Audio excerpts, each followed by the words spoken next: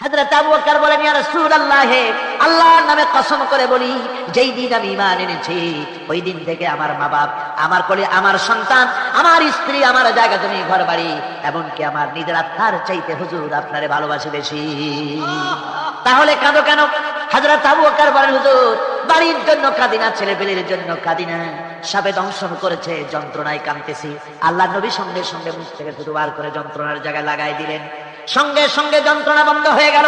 হুজুর বললেন, আবু বকর, প্রথম যখন তোমার এই আঘাত করেছিল সাপে, আমাকে কেন তাড়াতাড়ি বলো নাই? এতক্ষণ তো তোমার কষ্ট হতো না।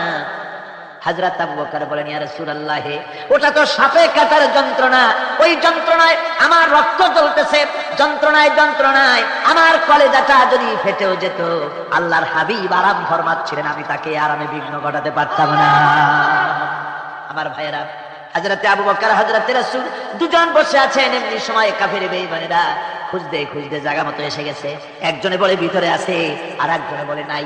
পায়ের যদি থাকবে তাহলে মাকড়সায় জাল বুনালো কি করে, পাখি ডিম পেড়ে বসে আছে কি করে, তাদের সন্দেহ হতে লাগলো। এর মধ্যে নাই একজন বলে আছে আর একজন বলে নাই। হযরত আবু বকর ভয়ের চোটে কেঁদে ফেলেছেন, হুজুর আর উপায় নাই।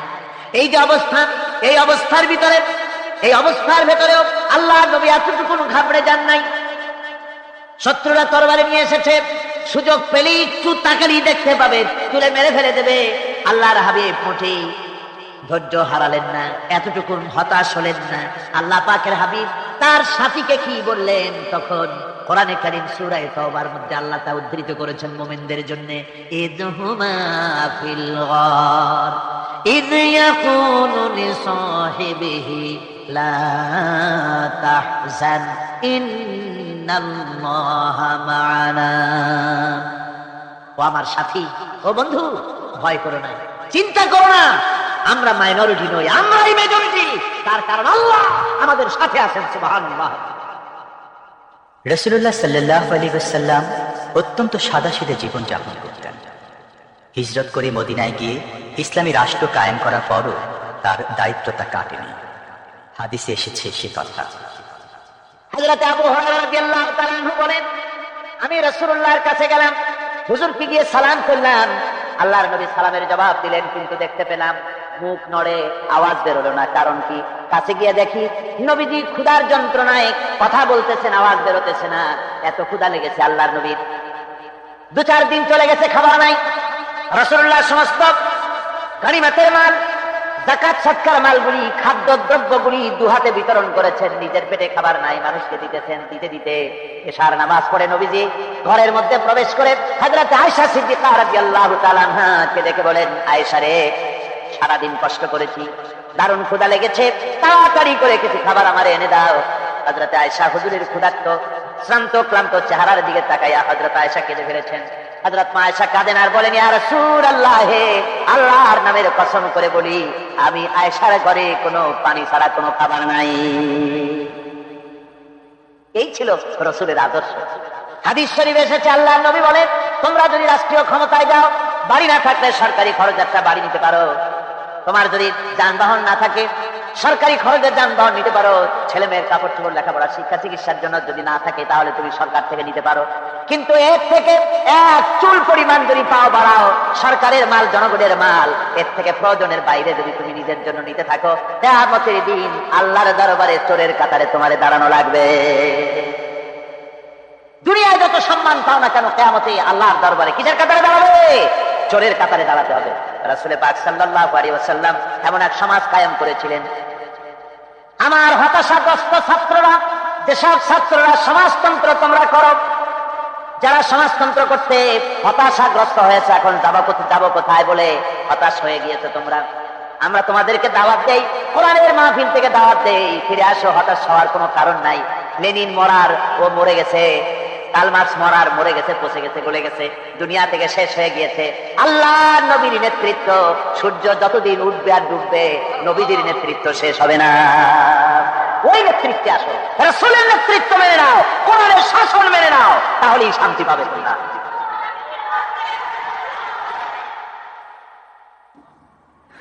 আল্লাহর নবী দুপুরে আরাম করতেছিলেন। হযরত ওমর বলেন, আমি দেখতে গিয়েছিলাম রাসূলুল্লাহকে, আমি যাই সালাম দিলাম, হুজুর উঠে বসলেন। আমি দেখি খেজুরের পাতা দিয়া বুনানো দড়ি, সেই দড়ি দিয়া বুনানো খাটিয়া এখনো মক্কা মদিনায় আছে, যারা হজ করতে গেছেন দেখেছেন। ওই দড়ি দিয়া বুনানো খাটিয়া, ওর উপরে তোশক নাই, বিছানার চাদর নাই, নিজের হাত মোবারক মাথার তলে দিয়া রাসূল শুয়ে আছেন। ওমরকে দেখে হুজুর উঠে বসলেন।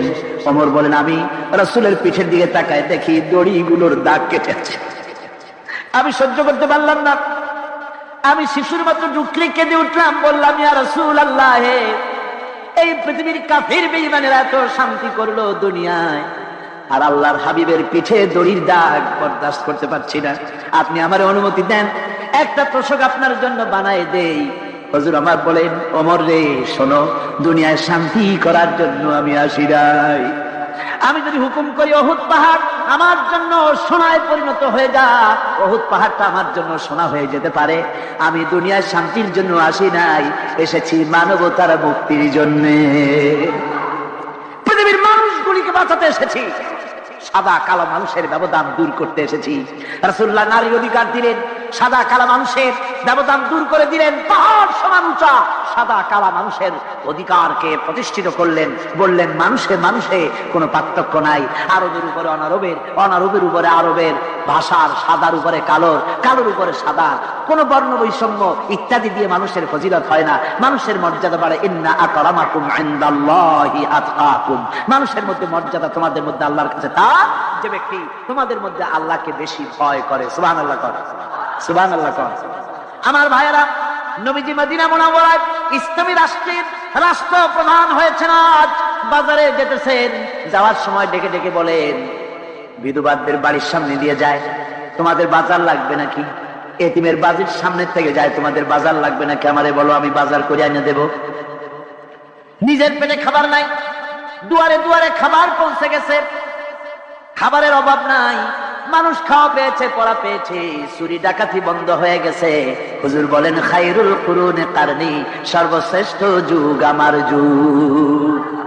সুদ বন্ধ হয়ে গেল। রাসূলুল্লাহ বললেন, সুদ আর চলবে না, হারাম। সুদ বন্ধ হয়ে গেল। হুজুর ব্যাংক চালু করে দিলেন। ব্যাংকের নাম হলো বাইতুল মাল।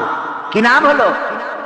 এই ব্যাংক যেদিন রাসূলুল্লাহ উদ্বোধন করেন, আল্লাহর নবী বাইতুল মাল ব্যাংক উদ্বোধনের দিনে যে বক্তৃতা করলেন, বুখারীতে সেই বক্তৃতা লেখা হয়ে গেল। আল্লাহর নবী বলেন, মান তারাকা দায়নান আও দিয়ান ফালাইয়া, আমার এই রাষ্ট্রের ভিতরে কোন মানুষ যদি ঋণগ্রস্ত অবস্থায় মারা যায় আর ঋণ পরিশোধ করার মতো অর্থ যদি তার কাছে না থাকে, তাহলে তার ঋণ পরিশোধের দায়িত্ব তার বিধবা স্ত্রী আর তার এতিম বাল বাচ্চার সব দায়িত্ব আমি মুহাম্মদ সাল্লাল্লাহু আলাইহি ওয়াসাল্লাম আমার কাঁধের উপরে উঠাইয়া নিলাম। এমন সুন্দর রাষ্ট্র চালু হয়ে গেছে, মানুষ খাবার পেয়েছে, পড়ার পেয়েছে। বুড়োরা যাদের কাজ নাই, বুড়ো মানুষ কাজ করতে পারে না, তারা বসে বসে খাবারের ব্যবস্থা হয়ে গেছে। যুবকদের চাকরি হয়ে গেছে, বেকার কেউ আর বেকার নাই, সব কাজে ব্যস্ত হয়ে গেছে, মানুষের কাছে কাজ মিলেছে। কৃষক তাদের উৎপাদিত পণ্যের সঠিক মূল্য পাচ্ছে, শ্রমিক শ্রমের মর্যাদা পাচ্ছে, শ্রমিক মর্যাদা পাচ্ছে। রাসূলুল্লাহ বলেছেন, শ্রমিক আর মালিক মনিব আর গোলামের সম্পর্ক না, সম্পর্ক ভাই ভাই। সম্পর্ক কি? শ্রমিকের মর্যাদা রাসূলুল্লাহ এভাবে দিলেন, নিজে শ্রম দিলেন। মদিনার 8 বছর চলে যাওয়ার পর হযরত আয়েশা রাসূলুল্লাহকে দেখলেন মাজা কুজা। হযরত আয়েশা বলেন, হুজুর মাজাটা কুজা কেন? বয়সের কারণে হলো নাকি? হুজুর বলেন, না, বয়সের কারণে হয় নাই। এই মদিনার চতুর্দিকে কাফির বেঈমানেরা যখন মদিনাকে আক্রমণ করেছিল, আমি তখন মদিনার চতুর্দিকে খন্দক পরিখা খনন করেছিলাম, 3 মাইল লম্বা, 15 ফিট গভীর, 30 ফিট চওড়া। সাহাবীরা মাটি কেটেছে, আমি মাটি বহন করেছি, আবার আমি মাটি কেটেছি, সাহাবীরা মাটি কেটেছে। মাটি কেটে আর মাটির ঝুড়ি বহন করে করে কোমরে যে বেদনা হয়েছিল, আজ পর্যন্ত সেই বেদনা সেরে যায় নাই। এই হলো আমার রাসূল, এই হলো বিশ্ব নবী। কি নবী? চিল্লা এখন, কি নবী?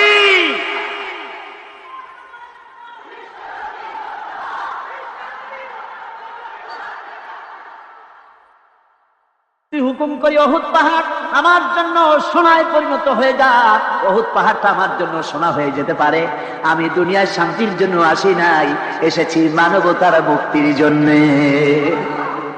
পৃথিবীর মানুষগুলিকে বাঁচাতে এসেছি, সাদা কালো মানুষের ব্যবধান দূর করতে এসেছি।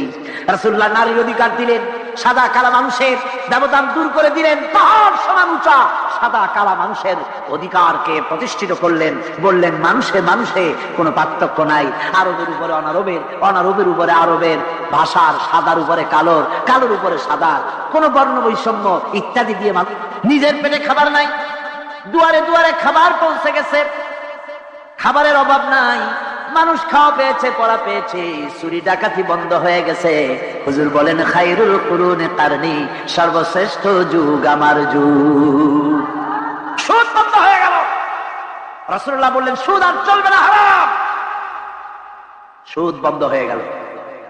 হুজুর ব্যাংক চালু করে দিলেন, ব্যাংকের নাম হলো বাইতুল মাল। কি নাম হলো?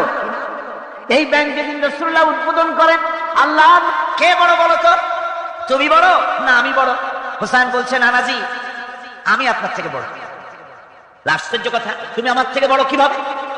হোসেন বলছেন নানাজি বলুন তো আপনার পিতার নাম কি? হুজুর বলছেন আমার পিতার নাম আব্দুল্লাহ।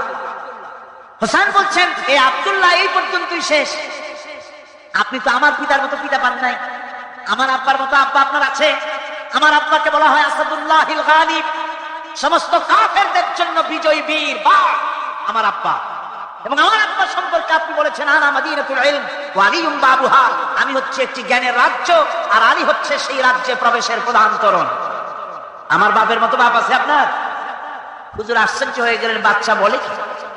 হোসেন বলছেন আনাজি এবার কোন তো দেখি, এবার বলুন তো দেখি আপনার মায়ের নাম কি? হুজুর বলছেন আমার মায়ের নাম আমেনা। হযরত হোসেন বলছেন এই আমেনা পর্যন্তই শেষ, কয়জনে চিনবে কর? আমার মায়ের মতো একটা মা আপনার আছে, আমার মায়ের মতো একটা মা আপনি পেয়েছেন। আমার মাকে চেনেন?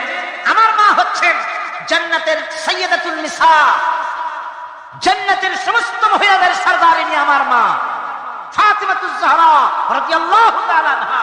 আমার মায়ের মতো একটা মা আপনি পেয়েছেন? হোসেন বলছেন নানাজি আর বলবো নাকি? হ্যাঁ বলো।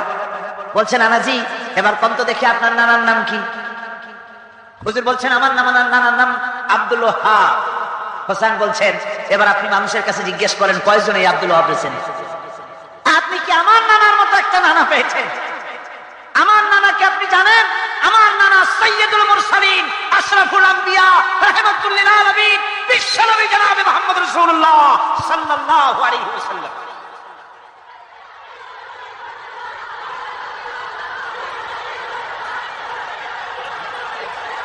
রাসূল করিম সাল্লাল্লাহু আলাইহি ওয়াসাল্লাম হোসেনকে বুকের সাথে জড়িয়ে ধরে হোসেনের ঠোঁটের উপরে, তার চিবুকের উপরে, তার গণ্ডদেশে, তার কপলে বারবার চুমু খেতে লাগলেন আর বললেন নানা আমি আজকে তোমার সামনে হেরে গেলাম। সুবহানাল্লাহ ওয়া বিহামদিহি। কি আদর করতেন তিনি বাচ্চাদেরকে। রাসূলুল্লাহ রাস্তা দিয়ে যেতেন আর বাচ্চারা খেলাধুলা ছেড়ে রাসূলের কাছে ছুটে আসতো। একবার তো রাসূলুল্লাহ একটা বাচ্চার মাথায় হাত বুলিয়ে খেলা ছেড়ে দিয়ে ছুটে আসছে। হুজুর তাকে জিজ্ঞেস করলেন তোমার সাথে যে পাখিটা থাকতো সেই লাল পাখিটা কই? ছেলে তো কেঁদে ফেললো, ছেলে বলে ফেললো যে আপনি বিশ্বনবী, আমি একটা ছোট্ট মানুষ, আমার পাখির খবর আপনি রাখেন। সুবহানাল্লাহ ওয়া বিহামদিহি। রাসূলুল্লাহ তার চরিত্র দিয়ে মানুষকে জয় করেছিলেন, মহব্বত দিয়ে। তরবারি দিয়ে ইসলাম প্রতিষ্ঠিত হয় নাই, ইসলাম এসেছে মহব্বত দিয়ে, উদারতা দিয়ে, ভালোবাসা দিয়ে। তরবারি দিয়ে ইসলাম বিজয় হয় নাই পৃথিবীর বুকে। পিতামাতার প্রতি ভালোবাসা ইসলামের এক মহান শিক্ষা, যা দেখতে পাওয়া যায় রাসূলুল্লাহ সাল্লাল্লাহু আলাইহি ওয়াসাল্লামের চরিত্রে। আল্লাহ রাব্বুল আলামিন বলেন ওয়া কুল লাহুমা কাওলান কারীমা, মা বাপের সঙ্গে সম্মানজনক কথা বলো, খবরদার বেয়াদবি করবে না। আর মা বাপের জন্য, তাদের জন্য আমি আল্লাহ রাব্বুল আলামিনের কাছে দোয়া করো রব্বিরহামহুমা কামা রাব্বায়ানি সাগীরা। পড়েন সবাই রব্বিরহামহুমা কামা রাব্বায়ানি সাগীরা। আল্লাহ রাব্বুল আলামিন শিখাই দিলেন বান্দারে তোর মা বাপের জন্য আমার কাছে দোয়া কর, আয় আল্লাহ আমার মা বাপ যেমন ছোট্টবেলায় আমাকে স্নেহের কোলে লালন পালন করেছে, মাবুদ গো আমার মা বাপকে তোমার রহমতের কোলে লালন পালন করো। আল্লাহ শিখাই দিচ্ছে। হাদিস শরীফে এসেছে হুজুর বসে আছেন মসজিদে নববীতে, সাহাবায়ে কেরাম বসে, এক বৃদ্ধা মহিলা প্রবেশ করেছেন মসজিদে, হুজুর তাকে দেখে দাঁড়ায় গেলেন। মহিলা আসার পর নবীজি নিজের গায়ের চাদর বিছিয়ে দিলেন, মহিলা চলে যাওয়ার পর সাহাবায়ে কেরাম জিজ্ঞেস করলেন, হুজুর একজন সাধারণ মেয়ে লোকের জন্য হুজুর নিজের চাদর বিছাইলেন, বুঝলাম না ফজিলত কি, চিনলাম না মেয়ে লোকটাকে। হুজুর বলেন, সাহাবীরা চাদর তো ভালো, হক তো আদায় করতে পারি নাই, চিনতে পারো নাই, তোমরা বুঝতে পারো নাই। আমি দুনিয়া আসার পর আমার মায়ের দুধ আমার কিসমতে তেমন হয় নাই, আমি আমার মায়ের যত্ন তেমন পাই নাই, স্নেহ আদর তেমন পাই নাই। যার বুকের দুধ খাইয়া, যার কোলে কাখে চড়ে আমি বড় হয়েছি, ইনি আমার সেই দুধ মা হযরতে হালিমাতুস সাদিয়া। বন্ধুরা, মা যদি বেঁচে থাকে, রাত্রে বাড়িকে পায়ে ধরুন, বলেন, মা অন্যায় করেছি, জীবনে বহু বেয়াদবি করেছি, আমার মাফ করে দাও। বিশ্বাস করুন, মা বাপের যদি খেদমত করেন, মা বাপ যদি রাজি থাকে, রিজকে, খাদ্যে, টাকায়, ইজ্জতে জীবনেও কষ্ট হবে না। বিপদে অবিচলতার মূর্ত প্রতীক বিশ্বনবী মুহাম্মদ সাল্লাল্লাহু আলাইহি ওয়াসাল্লাম। সর্ব অবস্থায় আল্লাহর উপর ভরসা করে ধৈর্য ধরার ক্ষেত্রে তিনি স্থাপন করেছিলেন এক অনন্য দৃষ্টান্ত। হিজরতের ঘটনা তার প্রকৃষ্ট উদাহরণ। আমার ভাইরা, বিপদে অবিচলতা আমাদেরকে পয়গম্বরেরা শিক্ষা দান করেছেন। আমরা দেখতে পেয়েছি বিশ্বনবী জনাবে মুহাম্মদুর রাসূলুল্লাহ সাল্লাল্লাহু আলাইহি ওয়াসাল্লাম হিজরতের রাত, কাফেররা চতুর্দিকে দাঁড়ানো, হযরত জিবরাইল এসে বলেন, ইয়া রাসূলুল্লাহ, কাফেররা চতুর্দিকে ঘিরে দাঁড়ায় আছে, গভীর রাত, এখন হাতে তাদের তরবারি, সকাল হলে পরেই তারা আপনাকে মেরে ফেলে দিবে, তাড়াতাড়ি ওঠেন, মদিনার দিকে চলে যান। আল্লাহ নবী ঘুমের থেকে জেগে হযরত আলীকে ডেকে বলেন, আলী, আল্লাহ অর্ডার করেছে আমি মদিনায় চললাম, আমার বিছানার পরে আমার চাদর গায়ে দিয়ে শুয়ে থাকো।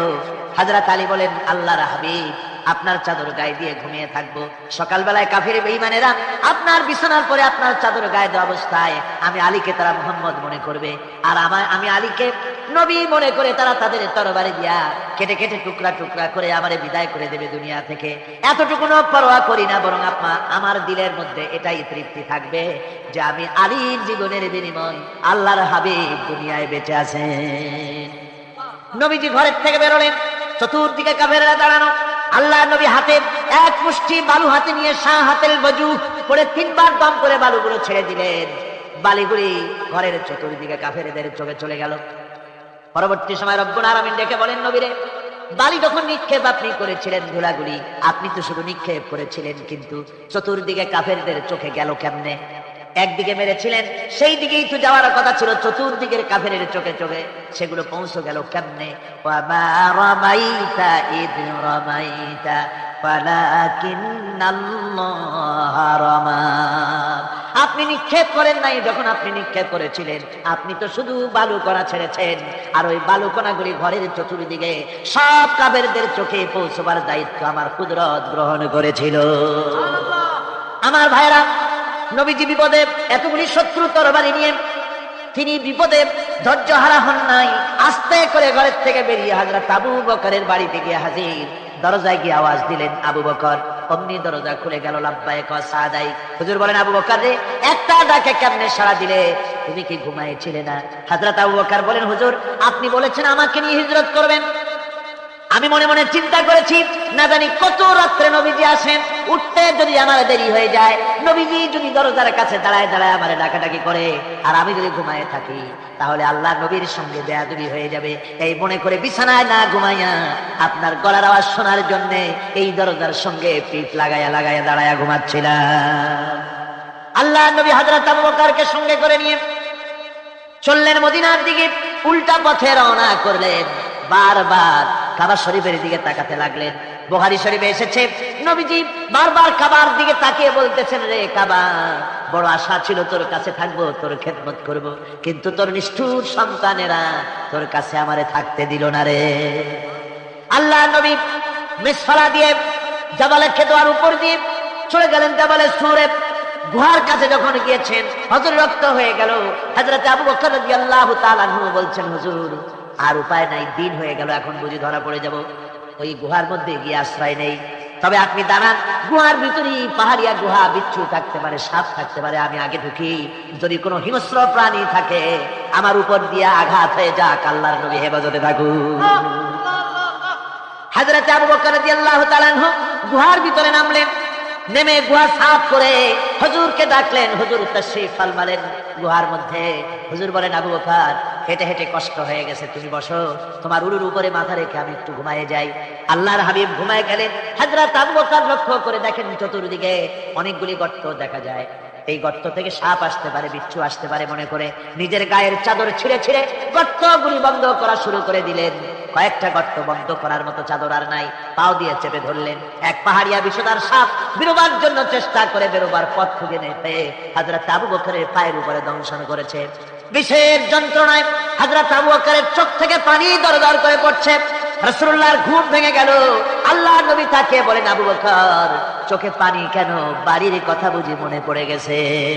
হযরত আবু বকর বলেন, ইয়া রাসূলুল্লাহ, আল্লাহর নামে কসম করে বলি, যেই দিন আমি ঈমান এনেছি ওই দিন থেকে আমার মা বাপ, আমার কোলে আমার সন্তান, আমার স্ত্রী, আমার জায়গা জমি ঘর বাড়ি, এমনকি আমার নিজের আত্মার চাইতে হুজুর আপনারে ভালোবাসি বেশি। তাহলে কাঁদো কেন? হযরত আবু বকর বলেন, হুজুর, বাড়ির জন্য কাঁদি না, ছেলে পেলের জন্য কাঁদি না, সাপে দংশন করেছে, যন্ত্রণায় কাঁদতেছি। আল্লাহ নবী সঙ্গে সঙ্গে মুখ থেকে থুতু বার করে যন্ত্রণার জায়গায় লাগাই দিলেন। সঙ্গে সঙ্গে যন্ত্রণা বন্ধ হয়ে গেল। হুজুর বললেন, আবু বকর, প্রথম যখন তোমার এই আঘাত করেছিল সাপে, আমাকে কেন তাড়াতাড়ি বলো নাই? এতক্ষণ তো তোমার কষ্ট হতো না। হযরত আবু বকর বলেন, ইয়া রাসূলুল্লাহ, ওটা তো সাপে কাটার যন্ত্রণা, ওই যন্ত্রণায় আমার রক্ত জ্বলতেছে, যন্ত্রণায় আমার কলেজাটা যদি ফেটেও যেত, আল্লাহর হাবিব আরাম ফরমাচ্ছিলেন, আমি তাকে আরামে বিঘ্ন ঘটাতে পারতাম না। আমার ভাইয়েরা, হযরত আবু বকর, হযরত রাসূল দুজন বসে আছেন। এমনি সময় কাফির বেঈমানেরা খুঁজতে খুঁজতে জায়গা মতো এসে গেছে। একজনে বলে ভিতরে আছে, আর একজনে বলে নাই। পায়ের যদি থাকবে তাহলে মাকড়সায় জাল বুনালো কি করে, পাখি ডিম পেড়ে বসে আছে কি করে, তাদের সন্দেহ হতে লাগলো। এর মধ্যে নাই একজন বলে আছে আর একজন বলে নাই। হযরত আবু বকর ভয়ের চোটে কেঁদে ফেলেছেন, হুজুর আর উপায় নাই। এই যে অবস্থা, এই অবস্থার ভেতরেও আল্লাহর নবী এতটুকু ঘাবড়ে যান নাই। শত্রুরা তরবারি নিয়ে এসেছে, সুযোগ পেলেই একটু তাকালেই দেখতে পাবে, তুলে মেরে ফেলে দেবে। আল্লাহর হাবিব মোটেই ধৈর্য হারালেন না, এতটুকু হতাশ হলেন না। আল্লাহ পাকের হাবিব তার সাথীকে কি বললেন? তখন কোরআনে কারীম সূরা তাওবার মধ্যে আল্লাহ তা উদ্ধৃত করেছেন মুমিনদের জন্য, ইযহুমা ফিল গার ইয ইয়াকুলু লিসাহিবিহি লা তাহজান ইন্নাল্লাহা মা'ানা। ও আমার সাথী, ও বন্ধু, ভয় করো না, চিন্তা করো না, আমরা মাইনরিটি নই, আমরাই মেজরিটি। তার কারণ আল্লাহ আমাদের সাথে আছেন। সুবহানাল্লাহ। রাসূলুল্লাহ সাল্লাল্লাহু আলাইহি ওয়াসাল্লাম অত্যন্ত সাদাসিধে জীবন যাপন করতেন। হিজরত করে মদিনায় গিয়ে ইসলামী রাষ্ট্র কায়েম করার পরও তার দায়িত্বটা কাটেনি। হাদিসে এসেছে সে কথা। হযরত আবু হুরায়রা রাদিয়াল্লাহু তাআলা আনহু বলেন, আমি রাসূলুল্লাহর কাছে গেলাম, হুজুরকে গিয়ে সালাম করলাম। আল্লাহর নবী সালামের জবাব দিলেন, কিন্তু দেখতে পেলাম মুখ নড়ে, আওয়াজ বেরোলো না। কারণ কি? কাছে গিয়ে দেখি নবীজি ক্ষুধার যন্ত্রণায় কথা বলতেছেন, আওয়াজ বেরোতেছে না। এত ক্ষুধা লেগেছে আল্লাহর নবীর। 2-4 দিন চলে গেছে, খাবার নাই। রাসূলুল্লাহ সমস্ত গনিমতের মাল, যাকাত সদকার মালগুলি, খাদ্য দ্রব্যগুলি দুহাতে বিতরণ করেছেন। নিজের পেটে খাবার নাই, মানুষকে দিতেছেন। দিতে দিতে এশার নামাজ পড়ে নবীজি ঘরের মধ্যে প্রবেশ করে হযরত আয়েশা সিদ্দিকা রাদিয়াল্লাহু তাআলা আনহাকে ডেকে বলেন, আয়েশা রে, সারাদিন কষ্ট করেছি, দারুণ ক্ষুধা লেগেছে, তাড়াতাড়ি করে কিছু খাবার আমারে এনে দাও। হযরত আয়েশা হুজুরের ক্ষুধার্ত শ্রান্ত ক্লান্ত চেহারার দিকে তাকাইয়া হযরত আয়েশা কেঁদে ফেলেছেন। হযরত আয়েশা কাঁদেন আর বলেন, ইয়া রাসূলুল্লাহ, আল্লাহর নামের কসম করে বলি, আমি আয়েশার ঘরে কোনো পানি ছাড়া কোনো খাবার নাই। এই ছিল রাসূলের আদর্শ। হাদিস শরীফে এসেছে, আল্লাহর নবী বলেন, তোমরা যদি রাষ্ট্রীয় ক্ষমতায় যাও, বাড়ি না থাকলে সরকারি খরচাটা বাড়ি নিতে পারো। তোমার যদি যানবাহন না থাকে, সরকারি খরচের যানবাহন নিতে পারো। ছেলে মেয়ের কাপড় চোপড়, লেখাপড়া, শিক্ষা চিকিৎসার জন্য যদি না থাকে, তাহলে তুমি সরকার থেকে নিতে পারো। কিন্তু এর থেকে এক চুল পরিমাণ যদি পাও বাড়াও, সরকারের মাল জনগণের মাল, এর থেকে প্রয়োজনের বাইরে যদি তুমি নিজের জন্য নিতে থাকো, কিয়ামতের দিন আল্লাহর দরবারে চোরের কাতারে তোমারে দাঁড়ানো লাগবে। দুনিয়ায় যত সম্মান পাও না কেন, কিয়ামতে আল্লাহর দরবারে কিসের কাতারে দাঁড়াবে? চোরের কাতারে দাঁড়াতে হবে। রাসূল পাক সাল্লাল্লাহু আলাইহি ওয়াসাল্লাম এমন এক সমাজ কায়েম করেছিলেন। আমার হতাশাগ্রস্ত ছাত্ররা যেসব ছাত্ররা সমাজতন্ত্র তোমরা করো, যারা সমাজতন্ত্র করতে হতাশাগ্রস্ত হয়েছে, এখন যাবো কোথায় বলে হতাশ হয়ে গিয়েছে তোমরা, আমরা তোমাদেরকে দাওয়াত দেই, কোরআনের মাহফিল থেকে দাওয়াত দেই, ফিরে আসো, হতাশ হওয়ার কোনো কারণ নাই। লেনিন ও মরে গেছে, কার্ল মার্কস মরে গেছে, পচে গেছে, গলে গেছে, দুনিয়া থেকে শেষ হয়ে গিয়েছে। আল্লাহ নবীর নেতৃত্ব, সূর্য যতদিন উঠবে আর ডুববে, নবীদের নেতৃত্ব শেষ হবে না। ওই নেতৃত্বে আসো, রাসূলের নেতৃত্ব মেনে নাও, কোরআনের শাসন মেনে নাও, তাহলেই শান্তি পাবে তোমরা।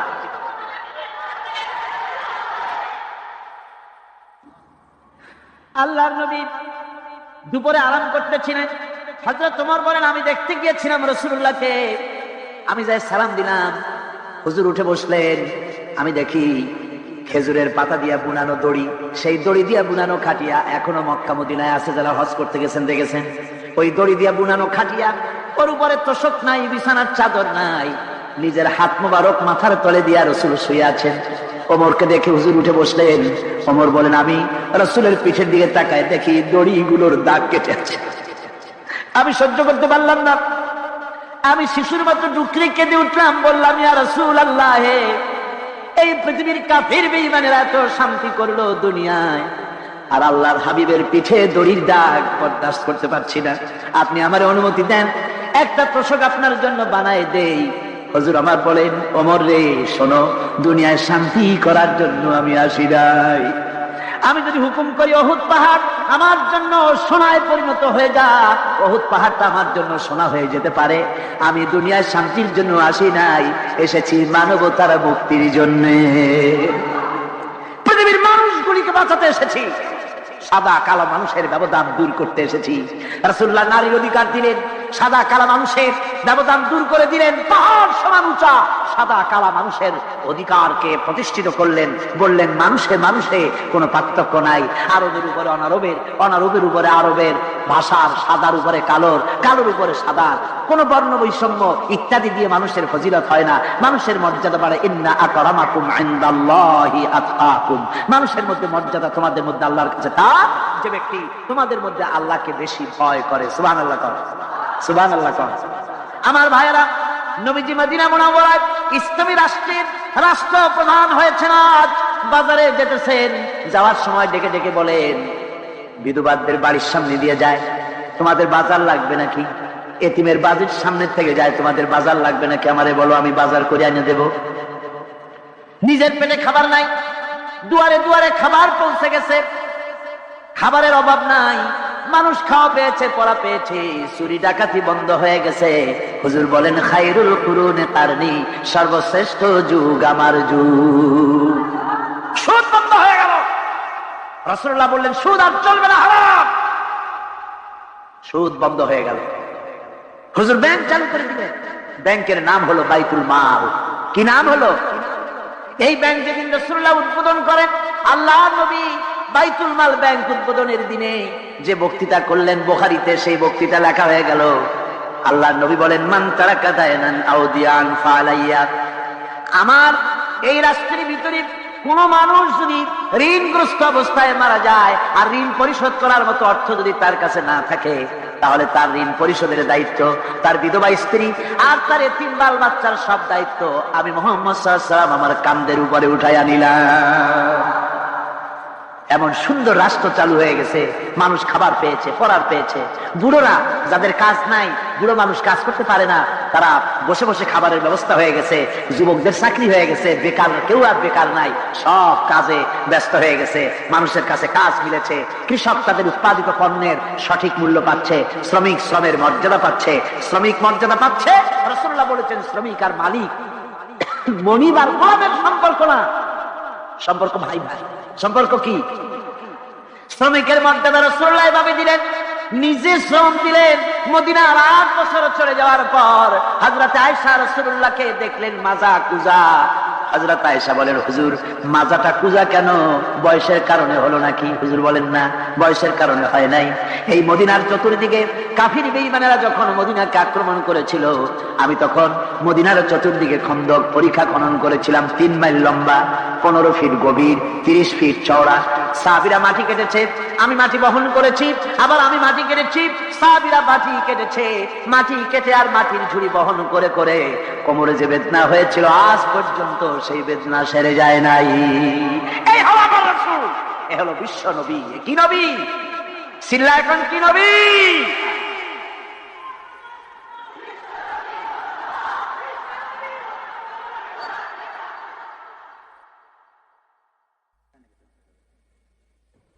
বিসমিল্লাহির রহমানির রহিম। সর্বযুগের সর্বকালের সর্বশ্রেষ্ঠ মহামানব রাহমাতুল্লিল আলামিন হযরত মুহাম্মদ সাল্লাল্লাহু আলাইহি ওয়াসাল্লাম, যার জীবনের প্রতিটি অংশ বাইতুল মাল ব্যাংক উদ্বোধনের দিনে যে বক্তৃতা করলেন বুখারীতে, সেই বক্তৃতা লেখা হয়ে গেল। আল্লাহর নবী বলেন, মান তারাকা দায়নান আও দিয়ান ফালাইয়া। আমার এই রাষ্ট্রের ভিতরে কোন মানুষ যদি ঋণগ্রস্ত অবস্থায় মারা যায় আর ঋণ পরিশোধ করার মতো অর্থ যদি তার কাছে না থাকে, তাহলে তার ঋণ পরিশোধের দায়িত্ব তার বিধবা স্ত্রী আর তার এতিম বাল বাচ্চার সব দায়িত্ব আমি মুহাম্মদ সাল্লাল্লাহু আলাইহি ওয়াসাল্লাম আমার কাঁধের উপরে উঠাইয়া নিলাম। এমন সুন্দর রাষ্ট্র চালু হয়ে গেছে, মানুষ খাবার পেয়েছে, পড়ার পেয়েছে। বুড়োরা, যাদের কাজ নাই, বুড়ো মানুষ কাজ করতে পারে না, তারা বসে বসে খাবারের ব্যবস্থা হয়ে গেছে। যুবকদের চাকরি হয়ে গেছে, বেকার কেউ আর বেকার নাই, সব কাজে ব্যস্ত হয়ে গেছে, মানুষের কাছে কাজ মিলেছে। কৃষক তাদের উৎপাদিত পণ্যের সঠিক মূল্য পাচ্ছে, শ্রমিক শ্রমের মর্যাদা পাচ্ছে, শ্রমিক মর্যাদা পাচ্ছে। রাসূলুল্লাহ বলেছেন, শ্রমিক আর মালিক মনিব আর গোলামের সম্পর্ক না, সম্পর্ক ভাই ভাই। সম্পর্ক কি? শ্রমিকের মর্যাদা রাসূলুল্লাহ এভাবে দিলেন, নিজে শ্রম দিলেন। মদিনার 8 বছর চলে যাওয়ার পর হযরত আয়েশা রাসূলুল্লাহকে দেখলেন মাজা কুজা। হযরত আয়েশা বলেন, হুজুর মাজাটা কুজা কেন? বয়সের কারণে হলো নাকি? হুজুর বলেন, না, বয়সের কারণে হয় নাই। এই মদিনার চতুর্দিকে কাফির বেঈমানেরা যখন মদিনাকে আক্রমণ করেছিল, আমি তখন মদিনার চতুর্দিকে খন্দক পরিখা খনন করেছিলাম, 3 মাইল লম্বা, 15 ফিট গভীর, 30 ফিট চওড়া। সাহাবীরা মাটি কেটেছে, আমি মাটি বহন করেছি, আবার আমি মাটি কেটেছি, সাহাবীরা মাটি কেটেছে, মাটি কেটে আর মাটির ঝুড়ি বহন করে করে কোমরে যে বেদনা হয়েছিল আজ পর্যন্ত সেই বেদনা সেরে যায় নাই। এই হলো আমার রাসূল, এই হলো বিশ্ব নবী। কি নবী? সিল্লা এখন কি নবী?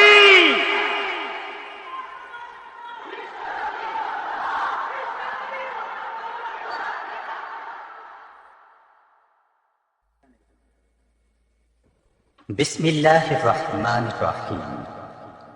সর্বযুগের সর্বকালের সর্বশ্রেষ্ঠ মহামানব রাহমাতুল্লিল আলামিন হযরত মুহাম্মদ সাল্লাল্লাহু আলাইহি ওয়াসাল্লাম, যার জীবনের প্রতিটি অংশে আছে শিক্ষা।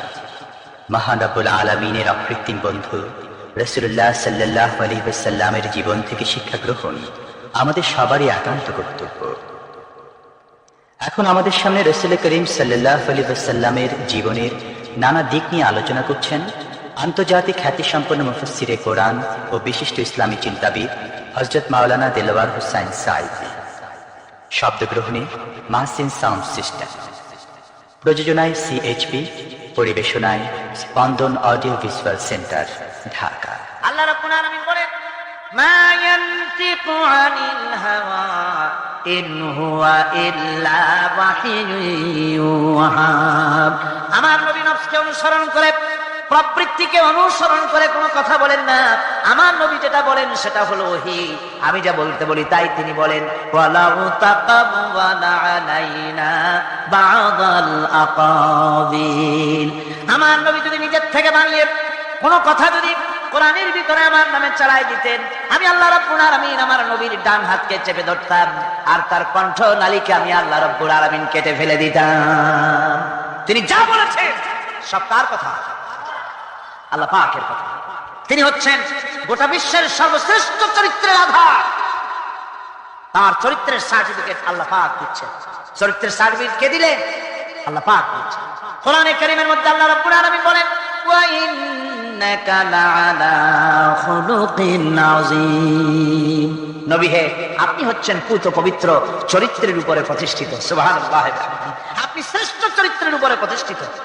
দেখুন, রাসূল করিম সাল্লাল্লাহু আলাইহি ওয়াসাল্লাম নবুয়ত পাওয়ার পর যখন তিনি ঘরে প্রবেশ করেছেন, সর্বপ্রথম হযরত জিবরাইলের সঙ্গে জীবনের প্রথম দেখা, ভয় পেয়েছেন, শরীরে জ্বর এসেছে এবং হযরতে খাদিজাকে গিয়ে বলছেন যে আমাকে ঢেকে দাও, আমি ভয় পেয়েছি। হযরতে খাদিজাতুল কুবরা রাদিয়াল্লাহু তাআলা আনহা তিনি রাসূলকে বলছেন, আবুল কাসেম, হে কাসেমের পিতা, আপনার ভয় পাওয়ার কোনো কারণ নাই। আপনাকে জিন বা শয়তান কোনো অনিষ্ট করতে পারে না, কারণ আপনি এতিমদেরকে, মিসকিনদেরকে খেতে দেন, আপনি বিধবাকে আশ্রয় দেন, আপনি প্রতিবেশীর হক আদায় করেন, আপনি আত্মীয়দের হক আদায় করেন। কি সার্টিফিকেট দিচ্ছেন?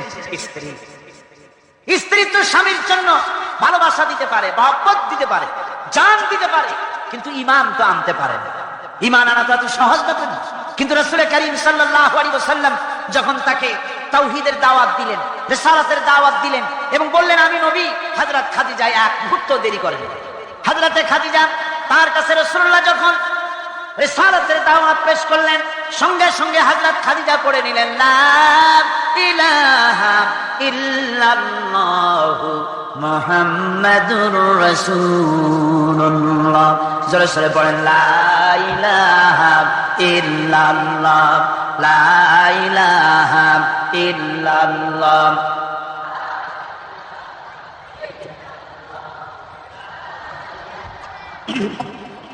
মহব্বতের সাথে জোরে জোরে পড়েন লা ইলাহা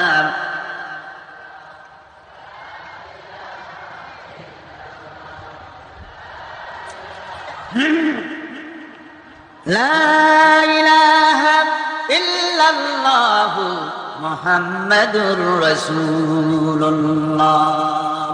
আমার বন্ধুগণ, রাসূল করিম সাল্লাল্লাহু আলাইহি ওয়াসাল্লামের উপরে স্ত্রী ঈমান আনলেন। খাদেম ছিলেন হযরত যায়েদ। খাদেম তো তার প্রভুর জন্য জান দিতে পারে, মাল দিতে পারে, মহব্বত করতে পারে, সব পারে। খাদেম ঈমান আনতে পারে না, যেহেতু খাদেমের কাছে তার সাহেবের ইনস এন্ড আউট, তার ভেতর বাইরে সবকিছুই পরিষ্কার থাকে। হযরত রাসূলের খাদেম ছিলেন হযরত যায়েদ। হযরত যায়েদ তার উপরে যখন 15 বছর খাদেম ছিলেন রাসূলুল্লাহ, হুজুর যখন তার কাছে দাওয়াত পেশ করলেন, যখন রিসালাতের দাওয়াত পেশ করলেন, তাওহীদের দাওয়াত দিলেন, খাদেম যায়েদ একটু চিন্তা করলেন না, সাথে সাথে পড়লেন লা ইলাহা ইল্লাল্লাহু মুহাম্মাদুর রাসূলুল্লাহ। রাসূলের বন্ধু ছিলেন হযরত আবু বকর সিদ্দিক রাদিয়াল্লাহু তাআলা আনহু। 20 বছরের বন্ধু। কত বছরের বন্ধু? 20 বছর। 20 বছর বসে একজন বন্ধু আর একজন বন্ধুকে চিনতে মোটেই কিছু বাকি থাকে না। হযরত আবু বকর রাদিয়াল্লাহু তাআলা আনহু তার কাছে যখন রাসূলুল্লাহ নবুয়তের দাওয়াত পেশ করলেন, হযরতে আবু বকর রাদিয়াল্লাহু তাআলা আনহু এক মুহূর্ত দেরি করেন নাই, বলেছেন আপনার চরিত্র নবুয়তের চরিত্র। আগেই বুঝতে পেরেছি সাধারণ মানুষের চরিত্র এমন হতে পারে না। তিনিও কালেমা পড়ে মুসলমান হয়ে গেলেন। সাহাবায়ে কেরাম রাসূলের প্রতি এই মহব্বত, এই শ্রদ্ধা তারা পোষণ করেছেন। নবী তার চরিত্র দিয়ে মানুষের সামনে নিজেকে প্রকাশ করেছেন। তার চরিত্র দুই রকম ছিল না, চরিত্র একরকম ছিল। ব্যক্তিগত চরিত্র আর পারিবারিক চরিত্র দুই রকম না।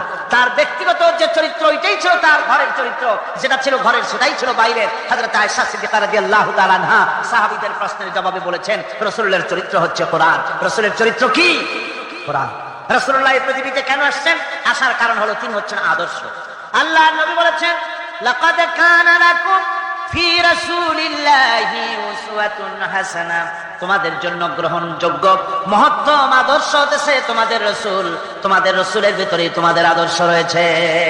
তার কাছ থেকে তোমরা আদর্শ গ্রহণ করো।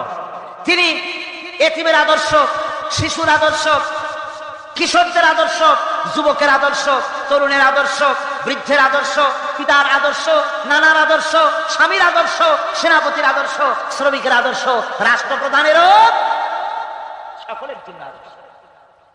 যেই যুগে বেহাপনার উলঙ্গপনা দিয়েছিল সমাজ ভর্তি, আল্লাহর ঘর তাওয়াফ করে নারী আর পুরুষেরা উলঙ্গ হয়ে, সেই যুগে রাসূলুল্লাহ যখন কাবা শরীফ রিকনস্ট্রাকশন হচ্ছিল, পুনর্নির্মাণ হচ্ছিল, তখন তিনি বহন করছিলেন পাথরগুলি মাথায় করে। তার চাচা তাকে বললেন তোমার তো বড্ড কষ্ট হচ্ছে, তুমি এখন এইটাকে ঘাড়ের উপরে, লুঙ্গিটা খুলা ঘাড়ের উপরে রেখে তারপর এটা বহন করো। হুজুর যখন লুঙ্গির গিরায় হাত দিয়েছেন খুলবেন এই চিন্তা করে, ঘাড়ের উপরে রেখে পাথর বহন করবেন, লুঙ্গির গিটে হাত দিয়েছেন খোলেন নাই। লুঙ্গির গিটের উপরে হাত রেখে তিনি চিন্তা করলেন এতগুলি লোকের সামনে কাপড়টা খুললে পরে কি শরম হবে, কাপড়টা খোলেনি নাই, শুধু খুললে পরে কি লজ্জা হবে, এই আগাম শরমের অনুভূতিতে মুহাম্মদ সাল্লাল্লাহু আলাইহি ওয়াসাল্লাম বেহুশ হয়ে জমিনের উপরে পড়ে গেছেন। আদর্শ কাকে বলে? শিশুর আদর্শ, কিশোরের আদর্শ, স্বামীর আদর্শ, পিতার আদর্শ, নানার আদর্শ, গোটা পৃথিবীর সমস্ত মানুষের আদর্শ রাসূল করিম সাল্লাল্লাহু আলাইহি ওয়াসাল্লাম। তার কাছে তিনি স্ত্রীদের আদর্শ ছিলেন, তিনি নানার আদর্শ ছিলেন। ইমাম হোসেনকে তিনি কোলে নিচ্ছেন, ঘাড়ে উঠছে বাচ্চা, বুকের উপরে উঠছে। একজন সাহাবী বলছেন, হুজুর বাচ্চা পেলে আপনি এত আদর করেন, আমার তো 6-7টা ছেলে মেয়ে, আমি মোটে কোলেও নি না, আর জীবনে একবার সুবাও খাই না, আমার মোটে ইচ্ছেই করে না। হুজুর বললেন, আল্লাহ যদি তোমার দিলের মধ্যে রহম পয়দা না করেন তো আমি কি করতে পারি? হুজুর বাচ্চাকে নিয়ে আদর করছেন। ইমাম হোসেনকে বলছেন, হোসেন